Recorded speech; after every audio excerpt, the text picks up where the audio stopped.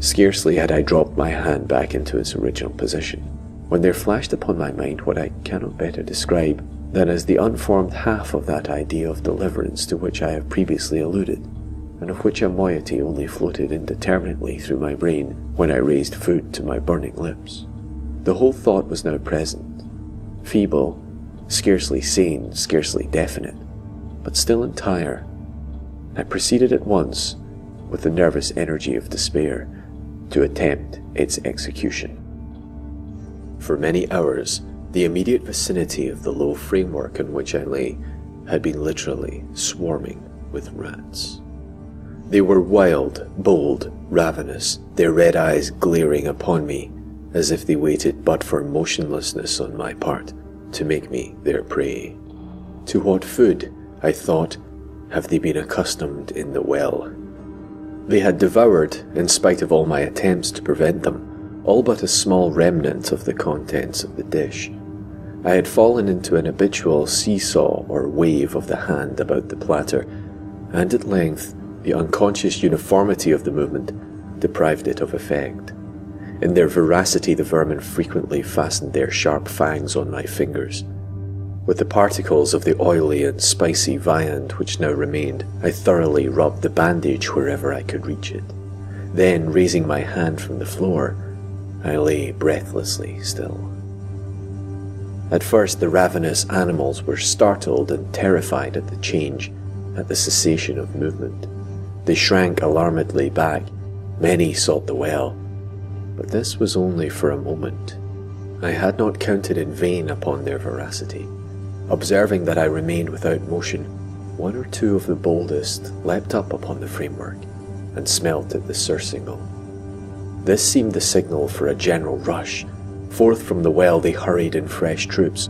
They clung to the wood, they overran it, and leaped in hundreds upon my person. The measured movement of the pendulum disturbed them not at all. Avoiding its strokes, they busied themselves with the anointed bandage. They pressed, they swarmed upon me in ever-accumulating heaps. They writhed upon my throat, their cold lips sought my own. I was half stifled by their thronging pressure.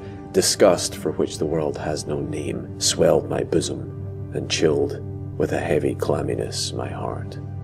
Yet 1 minute, and I felt the struggle would be over. Plainly I perceived the loosening of the bandage. I knew that in more than one place it must be already severed. With more than a human resolution, I lay still. Nor had I erred in my calculations, nor had I endured in vain. I at length felt that I was free. The surcingle hung in ribbons from my body, but the stroke of the pendulum already pressed upon my bosom. It had divided the serge of the robe, it had cut through the linen beneath. Twice again it swung, and a sharp sense of pain shot through every nerve. But the moment of escape had arrived. At a wave of my hand, my deliverers hurried tumultuously away. With a steady movement, cautious, sidelong, shrinking and slow, I slid from the embrace of the bandage and beyond the reach of the scimitar. For the moment, at least, I was free, and in the grasp of the Inquisition. I had scarcely stepped from my wooden bed of horror upon the stone floor of the prison when the motion of the hellish machine ceased, and I beheld it drawn up by some invisible force through the ceiling. This was a lesson which I took desperately to heart. My every motion was undoubtedly watched. Free, I had but escaped death in one form of agony, to be delivered unto worse than death in some other. With that thought I rolled my eyes nervously around on the barriers of iron that hemmed me in. Something unusual, some change at first, I could not appreciate distinctly. It was obvious had taken place in the apartment.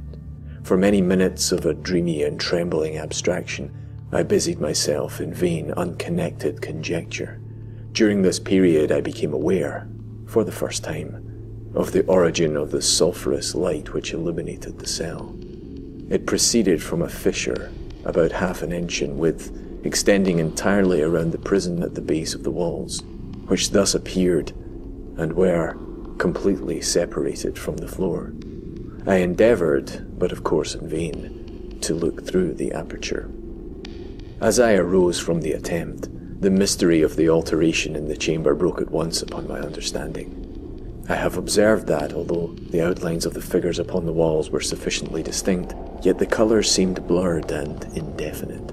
These colours had now assumed, and were momentarily assuming, a startling and most intense brilliancy that gave to the spectral and fiendish portraitures an aspect that might have thrilled even firmer nerves than my own. Demon eyes of a wild and ghastly vivacity glared upon me in 1,000 directions, where none had been visible before, and gleamed with the lurid lustre of a fire that I could not force my imagination to regard as unreal. Unreal. Even while I breathed, there came to my nostrils the breath of the vapour of heated iron. A suffocating odour pervaded the prison. A deeper glow settled each moment in the eyes that glared at my agonies. A richer tint of crimson diffused itself over the pictured horrors of blood. I panted. I gasped for breath. There could be no doubt of the design of my tormentors. Oh, most unrelenting, most demoniac of men. I shrank from the glowing metal to the centre of the cell. Amid the thought of the fiery destruction that impended, the idea of the coolness of the well came over my straining vision below. The glare from the enkindled roof illuminated its inmost recesses, yet, for a wild moment did my spirit refuse to comprehend the meaning of what I saw. At length it wrestled its way into my soul. It burned itself in upon my shuddering reason. Oh, for a voice to speak. Oh, horror. Oh, any horror but this. With a shriek I rushed from the margin and buried my face in my hands, weeping bitterly. The heat rapidly increased, and once again I looked up, shuddering as with a fit of the ague. There had been a second change in the cell, and now the change was obviously in the form. As before, it was in vain that I at first endeavoured to appreciate or understand what was taking place, but not long was I left in doubt. The inquisitorial vengeance had been hurried by my twofold escape, and there was to be no more dallying with the King of Terrors. The room had been square. I saw that 2 of its iron angles were now acute, 2 consequently obtuse. The fearful difference quickly increased with a low rumbling or moaning sound. In an instant the apartment had shifted its form into that of a lozenge. But the alteration stopped not there. I neither hoped nor desired it to stop. I could have clasped the red walls to my bosom as a garment of eternal peace. Death, I said. Any death but that of the pit. Fool. Might I have not known that into the pit was the object of the bursting iron to urge me? Could I resist its glow? Or even if that, could I withstand its pressure? And now, flatter and flatter grew the lozenge, with a rapidity that left me no time for contemplation. Its centre, and of course its greatest width, came just over the yawning gulf. I shrank back, but the closing walls pressed me resistlessly onward. At length, for my seared and writhing body, there was no longer an inch of foothold on the firm floor of the prison. I struggled no more, but the agony of my soul found vent in one loud, long, and final scream of despair.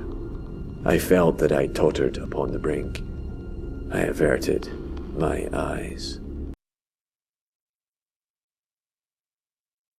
There was a discordant hum of human voices. There was a loud blast as of many trumpets. There was a harsh grating as of 1,000 thunders. The fiery walls rushed back.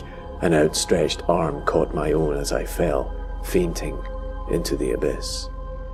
It was that of General LaSalle. The French army had entered Toledo. The Inquisition was in the hands of its enemies.